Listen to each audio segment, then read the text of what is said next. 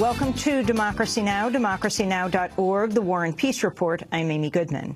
Iraq is in crisis as Sunni militants seize more towns and now set their sights on the capital, Baghdad. In the past few days, al-Qaeda-linked rebels have seized control of Mosul, Iraq's second-largest city, as well as Tikrit and Daluia. The Sunni militants now control a territory that stretches from the eastern edge of Aleppo, Syria, to Fallujah in western Iraq, and now the northern city of Mosul. Their advance has caused a humanitarian catastrophe, displacing some 500,000 people in Mosul alone.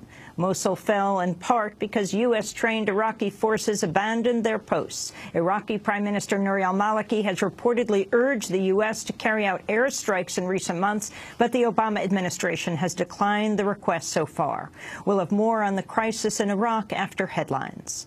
The U.S. has resumed its drone war in Pakistan after a nearly 6-month pause. At least 14 people have been killed in a pair of strikes since Wednesday. It's the first known U.S. drone attacks in Pakistan since December. The strikes come days after Taliban fighters stormed the Karachi airport, leaving 36 dead, including 10 attackers. The resumption of U.S. drone attacks could signal the Pakistani government is moving toward an offensive on the Taliban. Pakistan had asked the U.S. to pause the drone war when it opened peace talks with the Taliban last year. An Egyptian court has sentenced one of the country's most prominent pro-democracy activists to 15 years in prison. Alaa Abdel Fattah was found guilty of illegal protest and attacking a police officer for a rally against a draconian protest law last year. 24 other defendants in the case received the same 15-year sentence. Since they were tried in absentia, they are entitled to a retrial. It's the first conviction of a prominent activist since former Army Chief Abdel Fattah el-Sisi took office as president Sunday. We'll have more on this story later in the broadcast. Republican Eric Cantor has stepped down as majority leader as of July 31st, following his historic primary loss in Virginia. Cantor became the first House Majority Leader to ever lose a primary when he fell to Tea Party challenger Dave Brat. The day after his loss, Cantor held a news conference to announce his resignation. While I intend to serve out my term as a member of Congress from the 7th District of Virginia, effective July 31st, I will be stepping down as Majority Leader. It is with great humility that I do so, knowing the tremendous honor it has been to hold this position.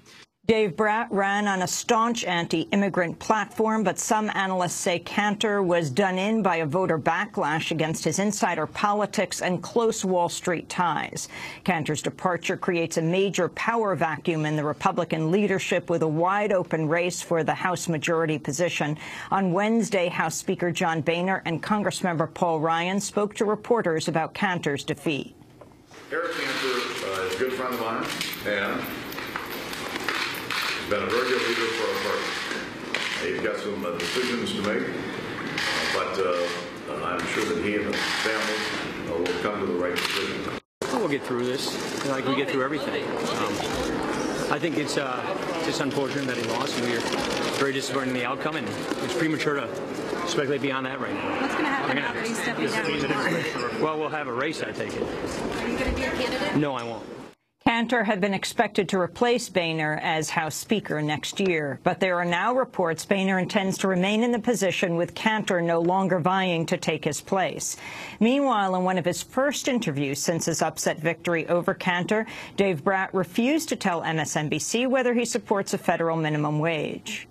Should there be a minimum wage in your opinion? Say it again? Should there be a minimum wage in your opinion? I don't have a well-crafted response on that one. Brat is an economics professor at Virginia's Randolph-Macon College, a small liberal arts school. His Democratic opponent is Jack Trammell, who happens to be a professor at that school as well. Senate Republicans have blocked a measure that would have let an estimated 40 million students refinance their loans at lower interest rates. The bill would have been funded by closing a tax loophole for millionaires and ensuring a minimum tax rate on their income of 30%. But just 3 Senate Republicans joined with the Democratic majority, not enough to overcome a Republican filibuster. After the vote, the bill's sponsor, Democratic Senator Elizabeth Warren, blasted Republicans for protecting millionaire tax breaks. Warren vowed to continue the fight. Today is a really good day for billionaires. For the 40 million people dealing with student loan debt, it wasn't such a good day. This raises the fundamental question, who does Washington work for? Does it work for those who can hire armies of lobbyists to make sure that every single loophole in the tax code is protected for them? Or does it work for young people who are trying to get started in life? We're not giving up. After all, we did get bipartisan support today, and we still have 40 million Americans out there who are trying to deal with $1.2 trillion in student loan debt. The nation's $1.2 trillion in student loans exceeds all other forms of consumer debt except for home mortgages. This year's graduating class is the most indebted in U.S. history, with borrowers owing an average of $33,000 upon graduation. Defense Secretary Chuck Hagel came before the House Armed Services Committee Wednesday to defend the deal that traded American prisoner of war Bowe Bergdahl for 5 members of the Taliban. Hagel said Bergdahl's worsening condition in captivity forced the administration to act. As the opportunity to obtain Sergeant Bergdahl's release became clear, we grew increasingly concerned that any delay or any leaks could derail the deal and further endanger Sergeant Bergdahl. We were told by the Qataris that a leak, any kind of leak, would end the negotiation for Bergdahl's release. We also knew that he would be extremely vulnerable during any movement, and our military personnel conducting the handoff would be exposed to the possible ambush or other deadly scenarios in very dangerous territory that we did not control. The President's decision to move forward with the transfer of these detainees was a tough call. I supported it.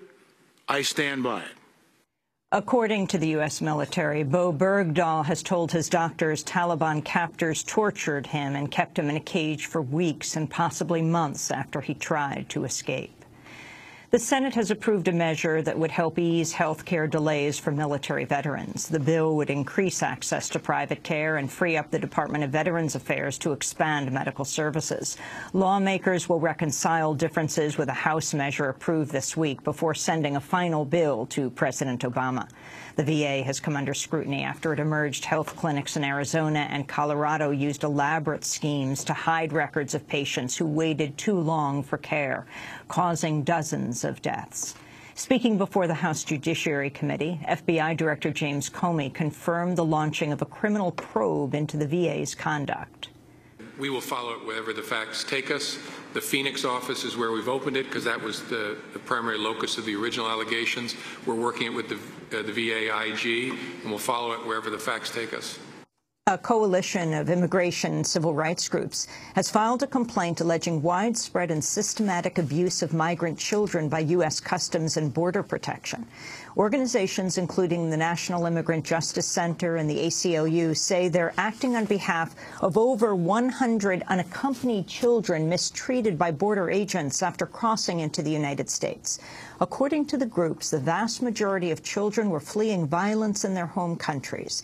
The alleged mistreatment has taken on new urgency with a recent surge of unaccompanied migrant children held in U.S. custody. Over 1,000 children are reportedly being detained at a single warehouse in Arizona in substandard conditions.